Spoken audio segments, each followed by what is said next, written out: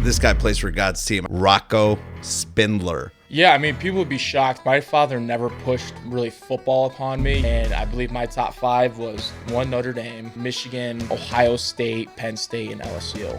And wow. Yeah, and I'm taking on a bull rush. Leg is completely straight. Boom, hits side of my knee.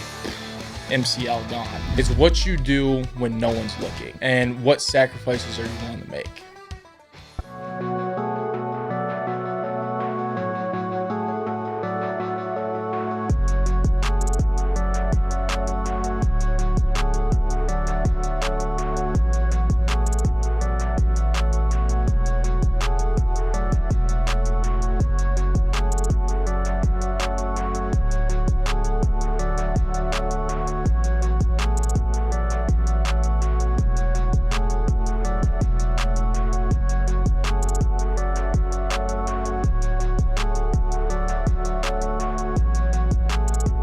Folks, we've got a really special conversation today.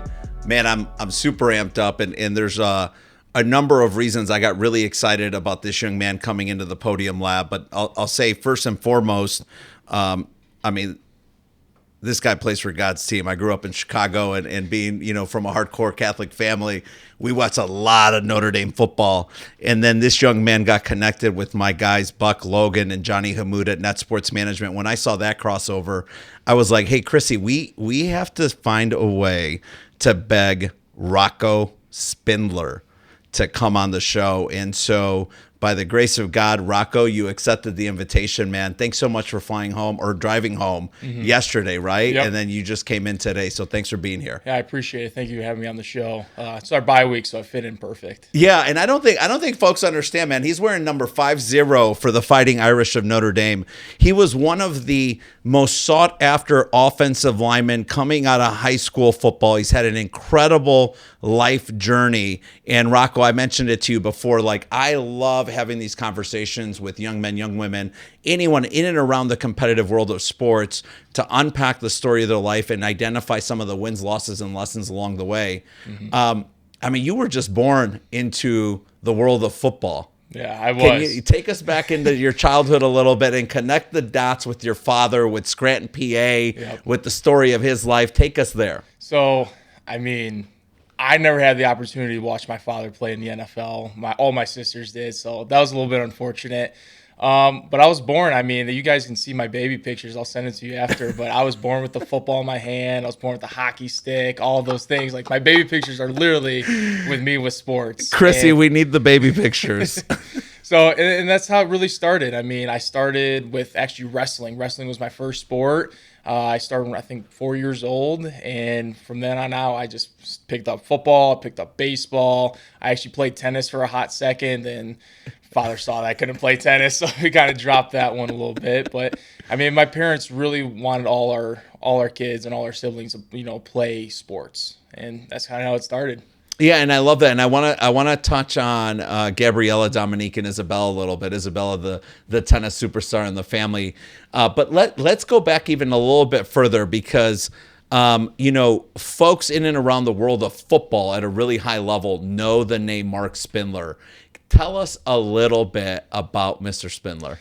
Yeah, if you guys have been around my father, he's a high energy guy, big guy, long hair. Can come off as an asshole at sometimes, but also a big teddy bear. So kind of how your perception of him is. But he's a great person. He's a great father, and he's truly one of my best friends. And he's one of my biggest supporters, probably right behind my mother. So he grew up in Scranton, PA. There's 3 boys, 1 girl, and he really, it was a tough, childhood. In those times, back in 60s, 70s, it wasn't much on the table, and, he made it work, being one of the youngest boys in the family. And, Scranton, PA, if you know where that's from, it's a hard blue-collar town, and, that's where he kind of made his name, and, took full advantage of every opportunity he had, and instilled that in each one of his children. He played what position in high school and college? High school, defensive tackle, offensive tackle, same as me, and then ultimately was the USA Today Player of the Year, him and Emmitt Smith, and ultimately chose to go to Pitt as a defensive lineman, and then never looked back. Yeah, I love that. And I've got a good buddy of mine, Roman Matus. Shout out to Roman Matus, my man out in Pennsylvania today with Mass Mutual, doing great things. They played at Pitt. Mark played at Pitt, and he gets drafted by the Detroit Lions in the 1990 draft and went on to play 10 years. Mm-hmm. Yeah. What do you think, or can you share with our listeners a little bit about your earliest memories of your father's impact on you playing football, and what was the tone at the top from Mr. Spindler with you? Yeah, I mean, people would be shocked. My father never pushed really football upon me. He would push, be more in the outdoors, doing something with my time, that would later in life, get some sort of benefit out of it. But I mean, ultimately, I was going to choose football. I mean, we'd watch it on Sundays. You'd watch the Lions game on Thanksgiving. So ultimately, I was like, hey, man, I would tell all my friends in elementary school, my dad played, in the NFL. He played for the Lions. And, looking back, I was like, man, you're a little cocky little kid. So, but other than that, I mean, he really let me choose the sports I wanted to play. And, my mother was like, hey, if you're going to play football, you got to do wrestling. And at those moments as a young age, I hated wrestling. Wrestling was so tough, the practices, the conditioning. I was like, Mom, I don't like wrestling. She goes, I don't care. It's going to make you a better football player. And it did. I mean, my dad wrestled all the way, to senior year in high school, and it made him a great football player. And, those lessons that I learned from wrestling, I carried to football, because any wrestler can be a football player. Not every football player can be a wrestler. And that was kind of my mindset. Wow. Wait. Yeah. Say that again. So any wrestler can be a football player, but not every football player can be a wrestler. And I cold-heartedly believe that. I believe wrestling is way tougher than football. Yeah. Mic drop. Yeah. I love that. So a lot of times, there have been times where we've had guests on. I mean, I think of even most recently Brendan Rice going into the draft, getting drafted, doing great things at the NFL level this season, his first season in the league. My boy Nicky Samac from Michigan State, who ends up with the Ravens. A lot of times I hear young men say that the support of playing football and maybe the tonality towards football, it was different between the mother and the father. Mm-hmm. Was there a difference at home between Rochelle and Mark? I mean, not really, because my childhood was like flag football for a while, and my parents didn't want to throw me, in the tackle peewee leagues till 4th, 5th grade. And, my mom definitely wanted to keep me safe, and the big concussions thing was starting to come out around then. Yes. So that was kind of the biggest concerns, and that was from both parents. And then when I started to kind of grow into my body as a big 4th grade, 5th grade guy, and like, hey man, and he can't play flag football anymore. It's just like it's naturally supposed to be, and yeah, I mean it kind of just took over from that sense. I loved football. I played at recess, and that's where kind of my love for the game really started. And then I get to see my dad's memorabilia, the Detroit Lions helmet, and all these pictures with Barry Sanders, Chris Spielman. I was like, man, and then you go to all these alumni games, and you start to meet them, and they're telling old stories. Like, hey, what happened in that locker room? What happened after the game? My dad's old interviews I'd watch on YouTube, and I'm just like, God, I want to do something like that. And that's how my dreams to play football and play in the NFL kind of sparked in those moments. You've had the blessing, and I would say privilege of pressure, of being born into a family of really outstanding high performers. We did a little bit of due diligence on your sisters. I mean, they're all just superstars. But I was even thinking about Isabella's the youngest, right? Yep. Tennis. Yeah. Just an absolute monster on the tennis court. Yep. Talk about, maybe share a little bit about the impact or influence that your sisters, because you have 3, that they had on you as a student athlete. Yeah. So I'm the youngest. I have 3 older sisters. And if anybody's in that position, I feel you. You'll make it through, I promise.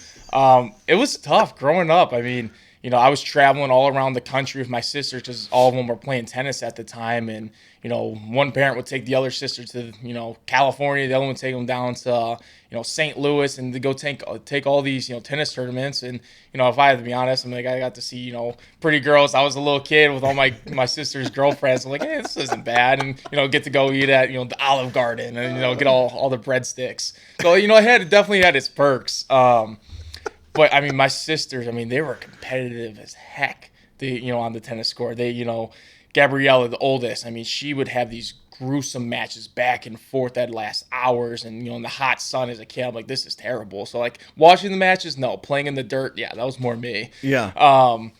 And then, finally, Isabella, started to come up because she was, 5 years younger than the oldest sister.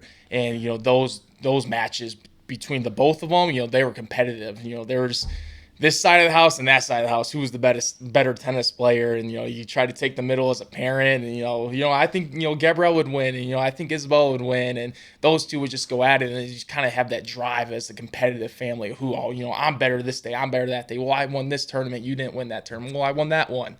So it was just back and forth between my sisters of tennis and who was better. What's the environment like today with your siblings? Well, none of them play sports anymore. They had their burnout, after they made it to college and won all their games and matches, and there comes a time you're not really, it takes a special someone to take that further and go professional. And with them, their calling is the life after tennis. And that's kind of something my father taught me as a young age. The ball is going to stop bouncing eventually, and that's ultimately why I chose Notre Dame as well, because Notre Dame's going to take care of you after football. And they say 4 for 40. You commit 4 years of your life in the education, in the classroom, on the field, and the next 40 years plus for a lifetime is taken care of by the Notre Dame family. I love that. I've heard that phrase used so many times, and I think Notre Dame definitely does it at the highest level. Congratulations on choosing Notre Dame. Take us back to your high school years a little bit. When you reflect back on those times, there's so many young men and women who can put a finger very, very confidently on one or two people who had a very defining impact on them outside of their parents. Yeah. Is there a person that quickly comes to mind that you're like, man, I think of that person still today often? I definitely want to talk about Clarkson football, but a person, it's Kurt Richardson, my former high school football coach. If he's not in the Hall of Fame of high school football, he definitely will be. He definitely gave me an opportunity as an 8th grader going into 9th grade to go, hey, you're going to go start at, left tackle, left guard as a true freshman, and you go play. And, he gave me that opportunity and believed in me. Other schools are starting to look at me, high school teams like, hey, what if you move out this way, And he did not let that one happen. I think he had a few meetings with my dad. Hey, he's a Clarkson kid, fully through. Do not let him leave here, I promise. And, Clarkson was coming off of, 2 back-to-back state championships, so it was kind of hard to say, why would I go somewhere else when, this is a winning program? Yeah, that and I'm so, my children are at Detroit Country Day, and I'm like, you know what? We would love to have a bunch of mini Rocco Spindlers right now. But yeah, I would say, and I looked back on that, I don't know Coach Richardson, but it was very easy to find a lot of really awesome information about his relationship with football and the impact he's had on the game. Yeah. And hundreds, if not thousands of young men, right, that he's been a mentor and a coach to. What would you say are one or two of the most memorable moments you had with Coach Richardson, or even one or two of the sort of beliefs or philosophies or principles that he instilled with you that you represent today? Yeah, there's so many stories I can go with. Fist fights I got in practice and him approaching me up after, but that could be for a later day if it needs to be.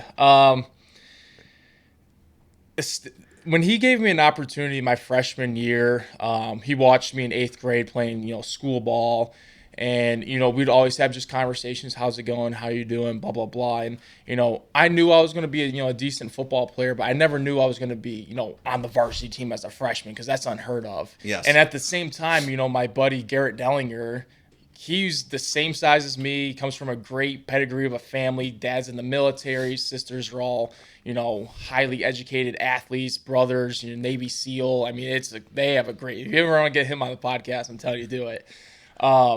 And so me and him were buddies at the time. We're like, hey, like, are we gonna be on varsity? KR or Kurt Richardson, KR. He's never really said anything. Like, what are we gonna do? And and we were like, I don't know, just let it happen. And finally, we had our first workout. It's called Early Birds. That's like 5 a.m., 6 a.m. and in the gymnasium. And he was just ruthless. And I think that was kind of his turning point. Like when I made it through, Early Birds as a freshman, and other guys, seniors, were throwing up and stuff. Yeah. And I think that was like his way of saying, okay, these kids can definitely do it. And he believed in me, and I believed in him, and kind of that's how our trust was built. And ended up taking 4 years of growth together to be a great family. I see him as a father in a sense. And I can call him up any day. I just went to Clarkson's practice, last night. When I got home, I was like, I'll just stop by. It's a Thursday walkthrough. Let's go see what they're up to. And that's the bond that, coaches have on players, because you can call them any day, anytime, and they can be there for you. And they loved it. And when you stopped in. Yeah, he stopped in, and so he actually retired maybe 2 years ago. Yes. But Coach Pintar, he's now the head coach of Clarkson football, and he was my O-line coach. So he kind of groomed me to go play offensive line, even though I wanted to play defensive line. It's a lot more fun. But yeah, I mean, it's when I got there, they're all gelled up to see me, and it's good times. Reflect on memories, but see the future of Clarkson football, and where football is growing in a sense. Yeah, that's great. And I love hearing you reflect back and talk about some of those early mentors that you've had in the sport outside of your father and your mother, Rochelle. Share with our listeners a little bit of what it was like to play at that time, and how did you balance so much notoriety at that time? I looked back and I pulled some data, and I think it's going to be accurate, but ESPN had you as the number one offensive guard, ranked 64 across all players nationally. Rivals had you as the number 4 offensive guard, ranked 67 across all players nationally. And 247 Sports had you as the number 5 offensive guard, ranked in the top 100 players nationally. How does a young man at that age juggle that level of kind of celebrity status while staying really focused and disciplined to the difficult things you have to do to stay at that level? Yeah, I mean, it was tough. I'll be honest. At first I was like, oh, this is, interesting. And then when people start grooming, oh, you're the best, come this way, come to this school. And you start to, realize, oh, wow, I'm so great. Everybody loves me. Well, it's just recruiting bullshit at the same time too. Yeah. And you got to have a great support system. And that was my parents and my coaches in the Clarkson community schools. My dad was, health, hungry, humble. That was his terms when I was getting recruited. You want to be healthy, you want to be hungry, you want to stay, you want to be the best. They say you're the best, and I'll go be the best. And you got to stay humble in these moments. And, my mom, I'd be that typical recruit. Oh, I'm going to take a visit here. My mom was like, you don't need to post that. People know who you are, and, treat them with respect too. And, that was the biggest thing, is how do I enjoy the moment, but not so much where it's going to look bad in my end. And then, with the coaches, funny story is, Garrett Dellinger, me and him are both getting recruited at the same time. We're both 6'5" freshmen, 250 pounds at the time, end up being, 315 by our senior year. And when we had the, Michigan State or Michigan come into your school and Coach Jim Harbaugh or when Coach Saban came, I mean, oh God, my and they're walking down the hallways and you're walking with them in front of all your classmates. You're like, I mean, that's kind of an ego booster there. And the staff, I never really got to give them a thanks, because they're bringing them in constantly. And then, the teachers are letting you out of class to go meet with them. And, that can be a distraction from not only you, but the other classmates as well. And, and the students, I never really got to thank them in a sense, reflecting back now, that's credit to them, because my algebra teacher was not happy at the time, because I remember she pulled me out of the classroom. She goes, Rocco, this is your 6th time today getting called out of my hour-and-a-half class.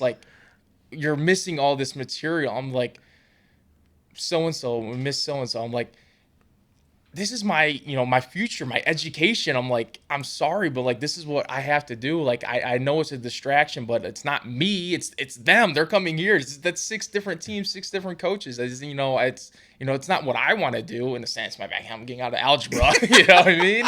And that was the best, when the, Ohio State would come in and they're in their full jumpsuits. Yes. So it was good. It definitely experienced that. And, Coach Richardson was good in a sense. I'd come, shake their hand, not talk to the coaches, but talk to the coaches. And he wouldn't let me stay long. He was a good, delimiter, or kind of stay in the middle of, hey, this is him. This is who he is, his little life story. Rocco, say hi, and I'll get back to class. That's kind of, his philosophy of, I'll handle this with your parents and the rest of the staff. And, they'll see you, show face, shake hands, back to class. So that was their way of doing it.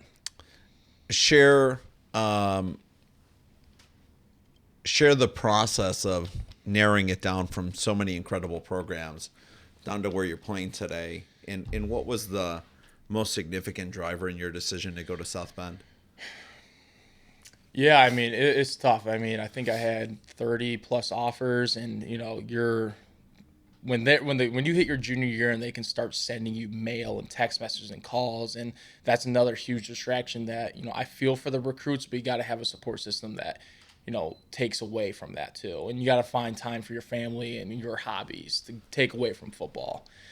And when that day hit, I opened up my mailbox, all a kid on Christmas Eve, and it's filed with Penn State, Alabama, this, that. You're like, Mom, they're writing me. Well, it's probably the same message that they sent to another 200 other recruits too. Yeah. And I didn't really realize that in the moment until I got to my senior year. But narrowing it down, it was tough. It was not easy calling coaches and telling them, hey, thank you so much for this opportunity, and but I won't be coming. And that's another thing my parents taught me, to never burn bridges. You don't know who you're gonna have. You don't know who you're gonna get. And this coach can be your coach at another school one day. And then that was my mindset too. Like, I'd get text messages, I'd respond. Even though in the back of my head I'm probably not gonna go here.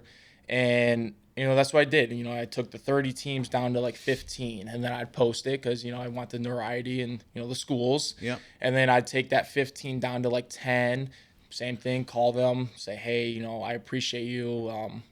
I wish you the best of luck, but I'm not coming. And then it got down to the top 10 and top 8, and that's when it started. God, I want to go here. I love this team, but it gets tough. And then you choose your top 5. And I believe my top 5 was 1, Notre Dame, Michigan, Ohio State, Penn State, and LSU. And, wow. Yeah. And then that was my top 5. And it was challenging because I loved all the coaches. I loved the facilities. I loved the teammates. I loved the community. And I had to sit down with my father, and, we had to talk. Okay, what are you really looking for? Yeah. And one, people say, oh, you're going to choose football. That's your thing. Well, yeah, football's putting me in this opportunity, but I'm choosing academics, 1. Even though, I'm not a huge fan of school, I know I go to Notre Dame, but academics have to be 1. You're a student athlete. 2, yeah, sure, football. How are they going to develop you not only as a person, but as a football player? That's why you're going there. 3, what's the life after football? What are you going to do when the ball stops bouncing? That was kind of my 3 components. And then what are they going to do for not only you, but others in your family? Not as a NIL recruiting, because that wasn't out at the time. Yeah. And, how are they going to take care of your parents? Can your parents call them up? Hey, how's my son doing? Blah, blah, blah. Or are they going to say, hey, as soon as you come in here, you have no access to your son? And that was the thing. And I wanted to, and the 5th one was where my family would want me and how close they are and how accessible can they get to me. And, those were the 5 schools. And then finally, it really came down to, what I wanted for myself and where I wanted to see myself in the future. Not where everybody else says, hey, you should go to here. You should go to Michigan. You should, go play with these players and go win a national championship. And it was hard to say no to the couple of these schools because I was like, I want something different for myself. And it was really hard saying no to Michigan. I'm happy, in a sense that they won a national championship. I'm also mad that we didn't win it this past year, but it was hard to say no because I knew I was saying no to a great program, a great team, And, I knew they were going to do well. And that's why you get recruited. They recruit the best. They have the best teams. But when Notre Dame came knocking, that's when I knew, because I was instilled at a young age. I'm a Catholic, Italian. That's what I want to be. And that has a great support system from maybe not as much as Michigan or Clarkston, because sure. you don't have the Michigan guys, but Scranton, PA, and my grandfather, who instilled in me, hey, go to Notre Dame. Your life will change, not only as a football player, but as a businessman, and you'll learn so many more qualities in your life that you don't even realize at your young age. And I mean, if you want to talk about that, I mean, that's another story. I mean, we can keep going with that. Yeah, talk about that. I'm glad that you referenced your grandfather, because I know that there's a couple really special stories and moments that you had with him during his life, which I know they've stayed very close to you. Yep. Share a little bit with our listeners about that relationship and how those simple conversations had such an impact on your final decision, and any special moments that you're really comfortable opening up about. Yeah, I mean, it's definitely a heartwarming, situation, because I wish my grandfather would still be here, but I know he's definitely probably listening right now. So I'll take you back. I'm a young kid, blah, blah, blah. He'd always sit me down. Hey, you're going to be a great football player, you should go to Notre Dame. Go to Notre Dame. You're going to be an offensive lineman. You're thick. You're I was a chubby little kid. You're going to be an offensive lineman. No, Grandma, I'm going to play defense like my dad. No, you're not. You're going to be an offensive lineman. I can see those hips. I can see your ass. Like, you're an offensive lineman. That's what I'm like. I'm a chubby little kid, little pudgy kid. And he would always tell me, go to Notre Dame. Go to Notre Dame. Go to Notre Dame. It will take care of you. It will take care of you. And, him, I mean, he grew up poor as poor can be, but lost both parents by the time he was, 15, taking care of his whole family, I believe 6 children, and then getting married and having a kid when he was like 16. So he was very, very poor. And, my great grandfather, Rudy, he wanted, him, to take care of his family. And that was this thing. He didn't go to college. I don't believe he graduated high school. And that was him. He grew up in Scranton, PA.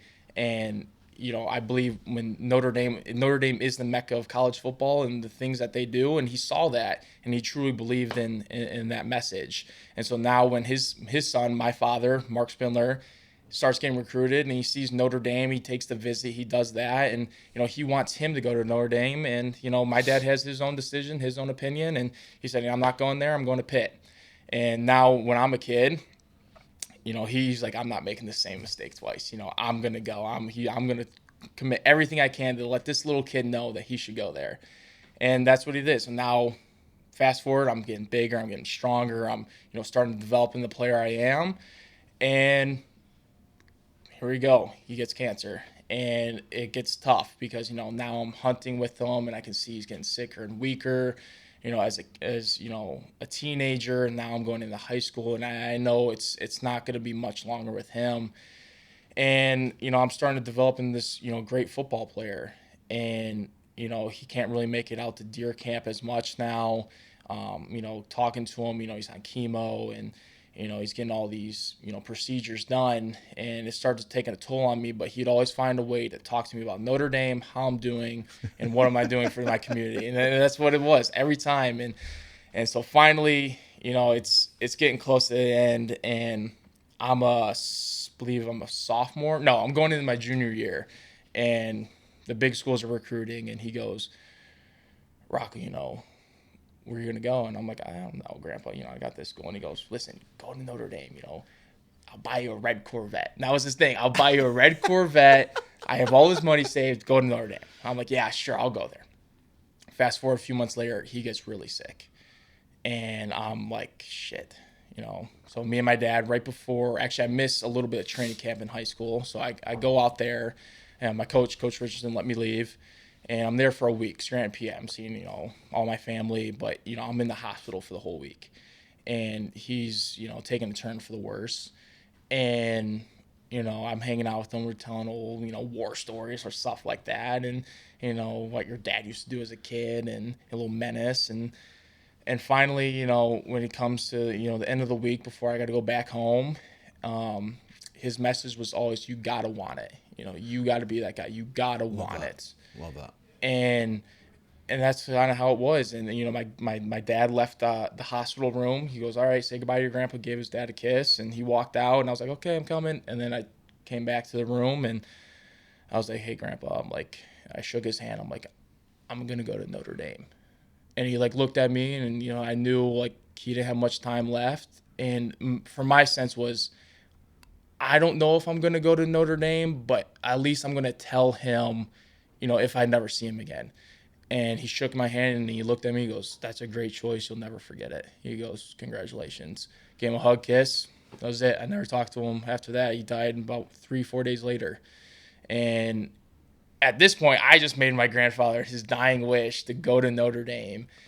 And now that's in the back of my head. And, you know, now going in my senior year, that starts to be that separator. You know, all these schools have great education. They all have the life after football. They all have these recruiting tactics that I love, and they all have the great facilities. And, you know, that's when it got towards the end. I was like, listen, I'm like, my grandfather knows something. He's not here anymore. You know, I'm going to just, you know, fully send it. And that's kind of how I did. And I never looked back. And when I had my commitment day at Clarkson High School, August 8th, 2020, during COVID, I said, Grandpa, I made you a promise when I was a young boy, and now I'm going to go fulfill that promise, and I'm going to go to Notre Dame. And that's when I committed and chose the hat.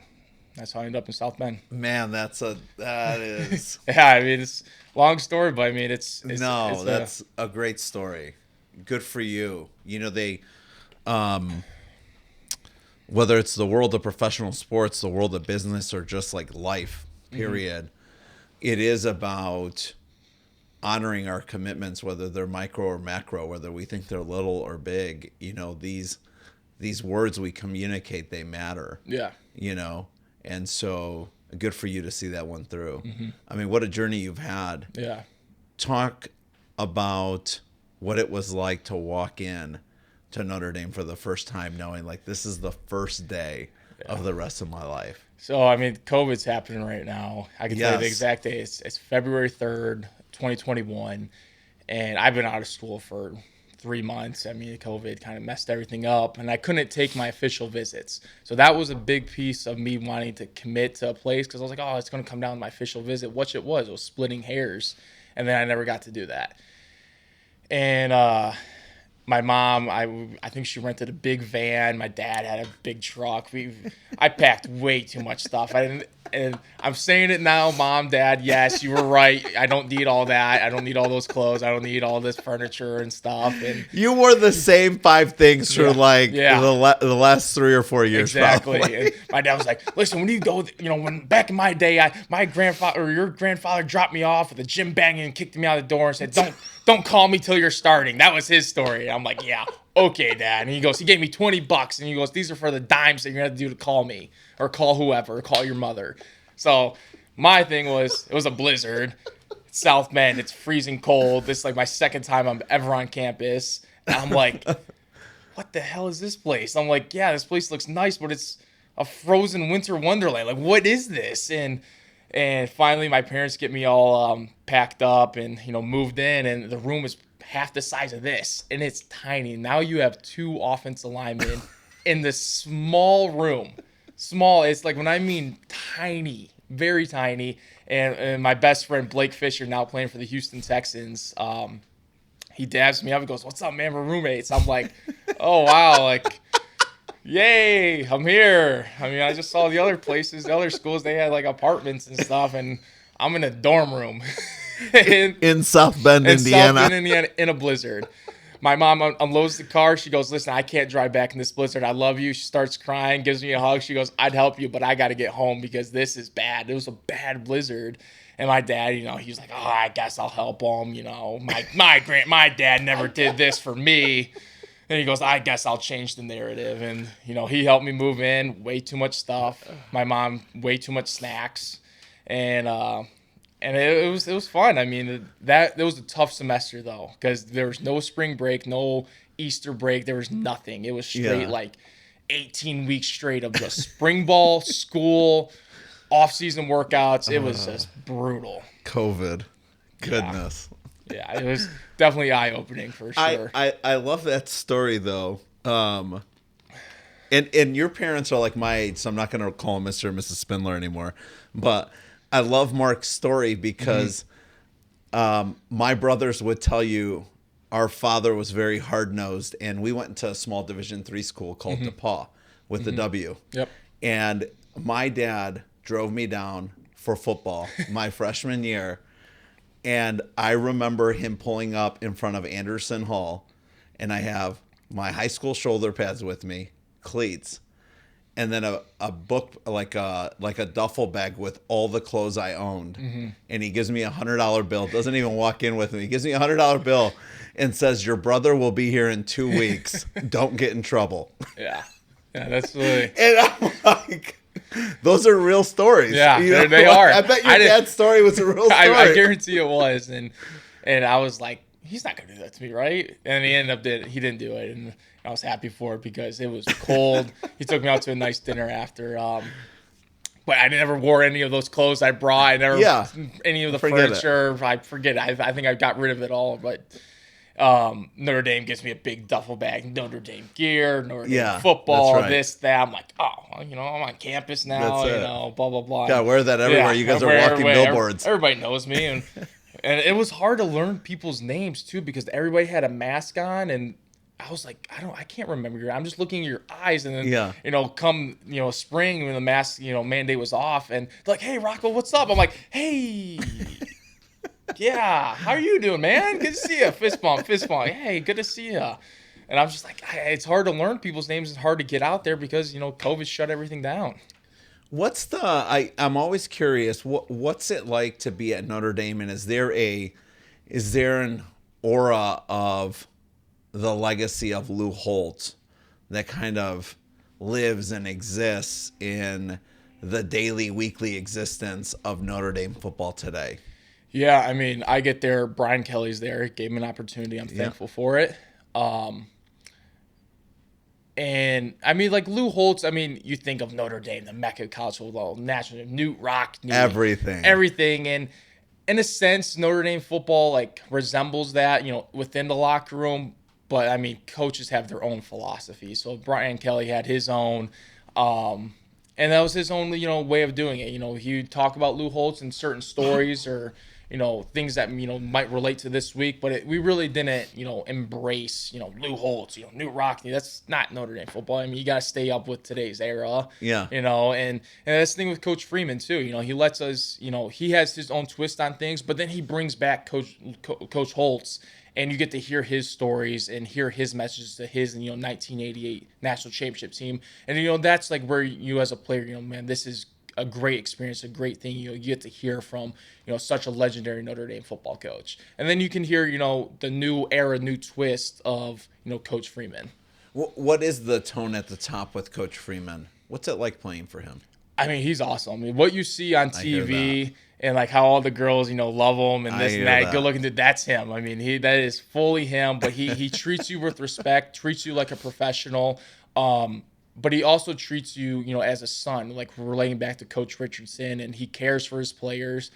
Coach, you see this? Maybe not on Tuesdays or Wednesdays because those are hard practices. They call them bloody Tuesdays. They're tough, man, to get through that. But he knows that we need that as players. It can't be easy. It's got to be tough. His message is either this or this, and at the end of the day, you want to be on that side of the end of the score. And, that's his thing. How do I maximize these players' full potential, on the football field, but also get them fully ready for the life after football? That's his message.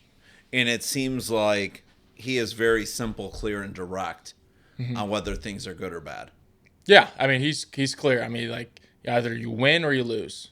And hopefully, we win and we learn. That's his message. We win and learn, because, loss, everybody blames each other. Now we got to learn. We want to win the game or win this moment, stay in the moment, win the moment. That's his message. And then now how do we learn from that to be better? I love that. What you've had a couple moments. I mean, even going back to high school, your first injury was in high school. Yep. Share a little bit of the story of your life as it relates to some of these setbacks that you've had. Yep. And if there's maybe one that has really had, I think, the biggest impact on your perspective and relationship with football. Which is that one? And how do you overcome those moments and stay dialed in and committed? Yeah, my first ever injury, all athletes are going to have them. It's part of the game, was my labrum. And that was my sophomore year of high school. It was in the state championship game, probably third quarter. We're down a couple scores.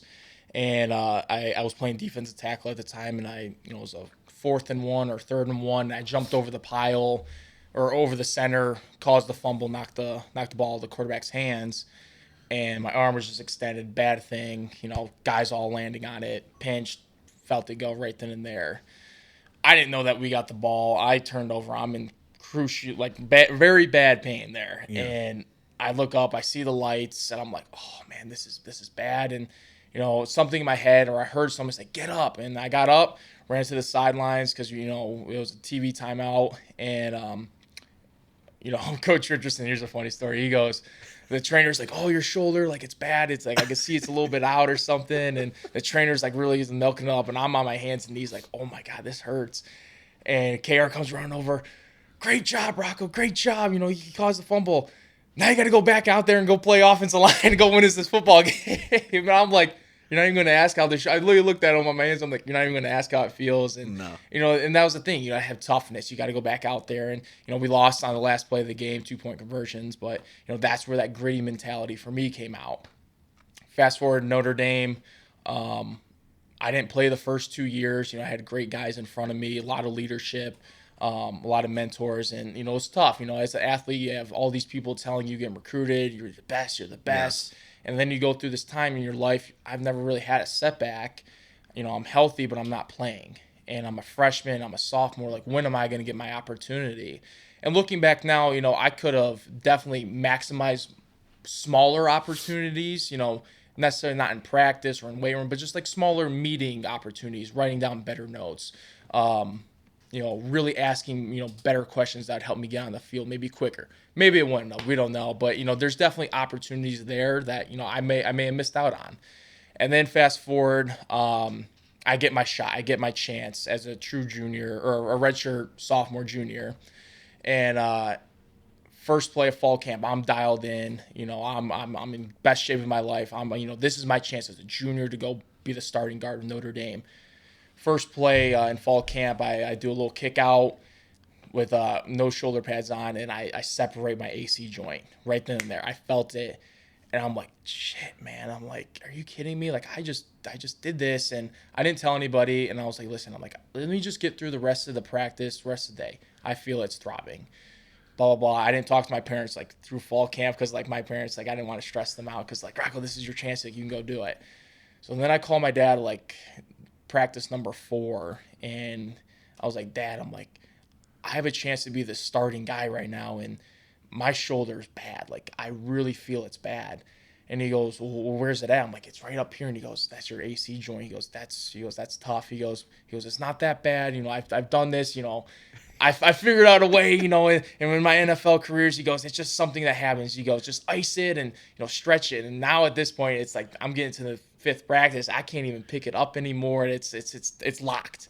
And so finally he's telling me all these different secrets, like have them massage this, have them do this. And so now having a mentor like my father who's been in these, situations, yes, knows how to get me out of them or how to, make a better opportunity with that. And so finally I'm having the trainers do something like that. And they know it's like, hey, your AC joint's a little, something's wrong with it. And now I'm like, listen, I'm in, the front seat. I'm in the driver's seat of going to win this starting job. Like, I can't let this affect me. I'm like, so now my dad's like sending me these TikToks, these reels of like, Lance Armstrong making the final stretch, the final thing. He goes, just keep going, keep finding a way. Now I'm getting to practice, 15, 14 or whatever and 16. And I'm just like, Dad, this shoulder is not like staying. And now my mom, like, I haven't talked to my mom all fall camp, and she's freaking out because now my dad's like, oh, I think his shoulder's separated, blah blah blah blah. And so now she doesn't know. I don't know if I'm starting yet, but like it's almost there. Fast forward, week 1, I'm starting in Ireland against Navy. It's my first start, but my shoulder's separated at this time, and I'm like, damn. I'm like, this might be a long season. And finally, I figure out some ways, heal it in a sense. You might have to take a shot or two, and I end up taking a lot of shots to, get through that season because I was like, I not only owe it to myself, I owe it to this team, I owe it to, my parents, my family, everyone who supported me. Like, Rock, you got to play with pain. That's part of the game. And even though I know I was injured, like, I have to play. And it definitely affected me at times, affected my mental states. Can I really go, take on a bull rush, go punch a guy and, feel that, crunch and jerk? And it was bad. It was gritty. Fast forward, I believe it might have been week 10 against Clemson. I'm playing a lights out game. I'm feeling good. It feels strong. It's hurting though. Boom, boom, boom. We're going down to the last, 2-minute drive to win the game. Passed off a TT game with our backup center, and TT didn't get all the way fully switched. The guy comes back inside. I'm taking on a bull rush. Leg is completely straight. Boom, hits the side of my knee. MCL gone. And I was like, holy shit. I'm like, this is painful. Like, I felt something crunch. It hurts, but I don't know what it is. But, like, I know in the back of my head, like, you might have just blew some of your knee out. And I'm like, what the hell? So I get up. And now, before I get up, though, it's a 2-minute drive. I'm like, we're under that 2-minute mark. Like, if you don't get up, we're going to either burn a timeout, burn 10-second runoff. I'm like, you got to get up again. So me, I'm like, shit, I got to get back up. And so now I get back. It's 4th down and long. We're backed up. I'm like, listen, like, Coach Freeman, everyone says just win the interval. Interval's 5 seconds. That's what the studies show how long a football play is. Yeah. And so I'm like, listen, like, you got to get 5 seconds of whatever you have just to get, whatever, and then get off the field. And so me, I was like, listen, I'm like, you're going to go take this 330-pound, he's going to be drafted in the next year or two defensive lineman. Like, you just have to hang on for 5 seconds, Rock. I'm getting in my stance. I don't even know if I got my hand down. I'm just like, listen, Rock, just whatever ligament you got left in there, just go. I take it. I start counting in my head. I'm like, 1 Mississippi, 2 Mississippi. And this guy's bull rushing me like 3 Mississippi, 4 Mississippi, 5 Mississippi. And I'm just like, keep going. And because I can't plant my knee, I just feel it. It won't bend. It won't plant. And so finally I get bull rush. I think I might give up a pressure on it. And incomplete pass. I start hobbling over to the sidelines. My coach is like, why didn't you come out? I was like, Coach, I mean, like, I didn't want to burn time. I'm like, I'm sorry, but like, I didn't want to. I didn't want to do that. And then put a team the crucial thing, and end up getting it checked out, get the MRI. Yeah, MCL fully teared. You need surgery in a week. So I got that. Got the surgery on this, and then I got the knee about month healed after surgery. I was like, okay, now let's get the shoulder done too. And that's my thing. And my mindset is like, how can you be available to your team as quick as possible? And 5 months later, I got surgery, done, healed, ready to go back on the field for spring ball, competing for my job again. So, how do you feel right now? I mean, you're a senior. I mean, you're gonna have your bumps and bruises, but I feel good. I feel healthy. I feel hungry. I feel humble, and that's the thing. And my thing is you got to take these opportunities. You can't let them slip between your fingers. And sometimes you got to play through some pain and some difficult times too. And that's my mindset. Is I'm here, I'm healthy, the sun's shining, let's fucking go. Yeah. What is as you think about the next 6 weeks, 6 months, 6 years? Mm-hmm. What are the things that you're seeing in the future of your life? Yeah, I mean, Coach Freeman says, stay in the moment, win the moment. So, but you also have an end goal in mind. Yeah. Right now, it's focused on this moment. Finish this podcast. Hopefully, it's great. It's been really good. And then next week, focus on who we got to play. What schemes are they going to be throwing at us? And then at the end of the year, hopefully, we're holding that trophy in our hands and raising it up high. I mean, that's the end goal for this year. And then, what I want to do with my 5th year. I mean, that's definitely an option. And then hopefully, NFL is on the horizon. If not, how can I use this degree for the better of the good? How can I use it to maximize my full potential? And could it be, starting my own sports center in the local area here for young kids? Can I do something along that end? Or can I be, high school coach of Clarkston? Or am I going to be, the next Joe Wall? Am I going to be that next Quentin Nelson? Who knows? I mean, that's my mindset. Like, just stay in the moment, win this moment, maximize every opportunity that I can. And, we'll see in the next, 6 years, like you said, where I'm at. And, can't go wrong with it. I know we're coming up on time right now. We have such a strong following of student athletes, what would you say is maybe something you've not shared that would be advice that you'd give a young man who has the dream of playing at Notre Dame someday? So as an example, my son Atlas, who's 14, plays junior varsity football at Detroit Country Day. And I know one of the things that he takes so much pride in playing at Country Day is because the uniforms look like Notre Dame. And he tells everybody that he's going to go play football at Notre Dame someday. He can too. I mean, that's the thing. What's the advice to Atlas?